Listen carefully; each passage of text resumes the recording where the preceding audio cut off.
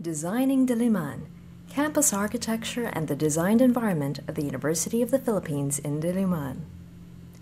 Every educational institution has a story to tell about itself, about its mission, its history, its traditions, its aspirations. This story is told through the campus. The campus can therefore be considered an unalloyed repository of the trials and triumphs experienced throughout an educational institution's existence. This exhibition surveys the physical genesis of the flagship campus of the University of the Philippines in Diliman, from its inception in 1939 as an extension of the first campus located in Manila to the celebration of the centennial of the University of the Philippines in 2008. The University of the Philippines in Diliman has proven to be a model of campus architecture and planning. It boasts a stylistically diverse ensemble of buildings and public art set in a landscape environment, creating a milieu where thought and discourse freely take flight. This diversity is the result of the evolution of its campus plan, in face of changing architectural theories and styles, and as a manifestation of its dynamic and ensconced relationship with the concerns and events of the nation. The University of the Philippines in Diliman was conceived by President Manuel L. Quezon as a modern university near Manila, but undisturbed by the hustle and bustle of a port city. The campus was an essential component of his urban vision, in which he designated the virtually untamed 493-hectare piece of land donated by the Tuazons to provide an adequate educational plan in an atmosphere conducive to moral and scholastic standard appropriate to our highest institution of learning. The University in the Philippines in Diliman was patterned after the City Beautiful ideology. This was perhaps inspired by a contest then initiated by the Board of Regents for the best architectural style for the proposed buildings of the new campus, or perhaps due to prevailing architectural trends and practices of the time. American architects William Parsons and Harry Frost prescribed for the new campus a picturesque arrangement overlaid on a ceremonial axis with ample open space, paying special attention to the site's aesthetic and geological idiosyncrasies. In keeping with the ideals of the City Beautiful movement, twin buildings were constructed according to the design of Juan Arellano, then used by the College of Liberal Arts and the Colleges of Law and Business Administration, now Benitez and Malcolm Halls. The architectural character of these two three-story buildings paid homage to the neoclassic lineage of the university's first campus in Manila. The transfer from the campus in Manila to the new campus in Diliman would have taken place in 1942 if not for the outbreak of the Second World War.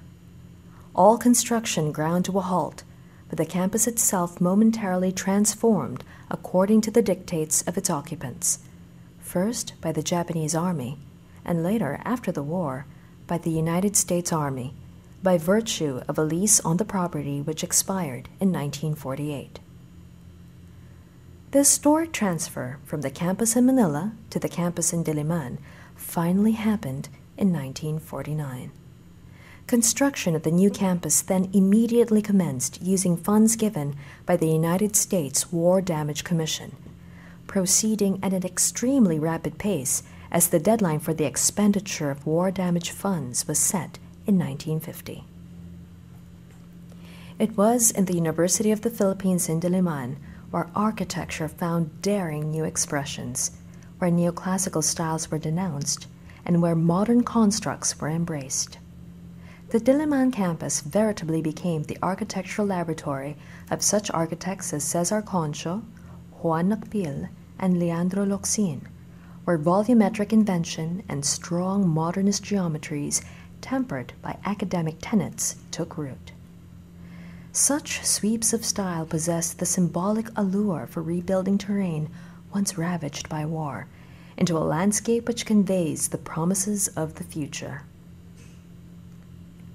The indispensable hallmarks of the mid-century architectural aesthetics in the Diliman campus were the utilization of reinforced concrete, steel, and glass, the predominance of cubic forms, geometric shapes, and Cartesian grids, the absence of applied decoration, and the use of brick as a unifying cladding element.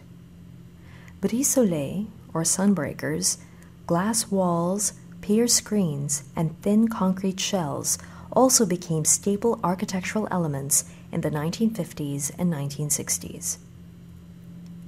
Ecclesiastical buildings of the campus were formed as a result of experimentations on the plasticity of concrete. Uplifting sculpture structures were thus generated, ushering in the space age within the campus. In the 1970s and 1980s, bold and severe brutalist buildings in the campus were inserted, which featured striking repetitive and angular geometries surfaced by raw textured concrete. Modernism in the Philippines, as well as in the Diliman campus, began to wane in the late 1980s, in which many came to realize that the modern and brutalist boxes were, in fact, unexciting and nondescript.